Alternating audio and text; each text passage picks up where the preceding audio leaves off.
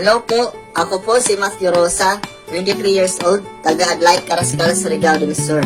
Gusto ko pong sumali sa Pinoy Big Brother para ipakita po ang aking talento at ma-challenge po sa mga task ni Kuya. Gusto ko pong i-share. Ay, Mama! Mama naman, kita mo dito nag-audition ako sa bahay ni Kuya. Audition ka sa PBB? Ulit na lang ako nito.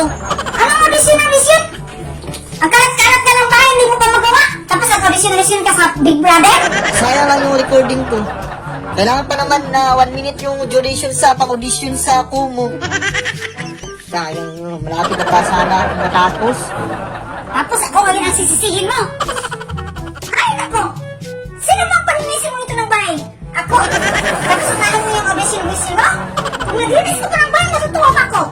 Hindi mo nga magawa dito ang paghugas ng pinggan, paglinis ng CR, paglagay ng tubig sa ref, pagbunot ng sahig, pagbalis ng sahig, hindi mo magawa.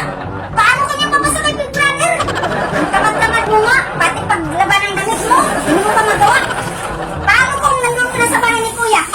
Walang mama doon, isipin mo yun. Siyempre, Mama, iba talaga yung ugali ko dito sa bahay, saka doon sa bahay ni Kuya. Ako na yung maghugas ng pinggan doon. Ako na yung maglagay ng tubig sa ref. Ako na yung maghugas ng plato. Wow. Siyempre, mapakita ang gilas ako doon sa bahay ni Kuya. Wow. Siyempre, may CCTV sa bahay ni Kuya, Mama. Buong mundo makikita sa live. Siyempre, mahihiya talaga ako. Makita ko sa'yo kapag nandun ako sa TV. Sus, kakain lang yung mga classmates. Ikaw mapakain sa kanila? Bakit sila mapakain sa'yo? Hindi mo nga magawa dito mga task ni Mama sa bahay pa kaya ni Kuya? Ito nga sa bahay ni Mama, tamad mo. Paano kaya sa bahay ni Kuya? Ibig ka na agad. Sus, kung meron pang Pinoy Big Brother Nanay Edition, sasali talaga ako.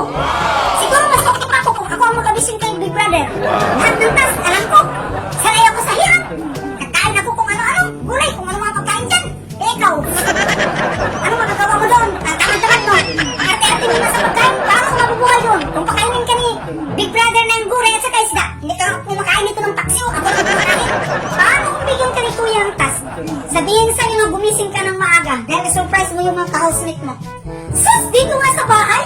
Hindi mo gumagawang gumising ng maaga? Ako mo ginawa mong alarm clock? Sus, Mama, iba lang kasi dito sa bahay. Iba doon sa bahay ni Kuya. Iba talaga.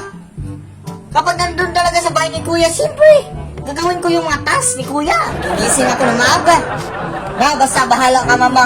Basta doon sa bahay ni Kuya, iba na talaga yung ugali ko. Di na ako matatamad. Matapawa ka talaga sa performance ko doon. Wow. Ay, basta bahala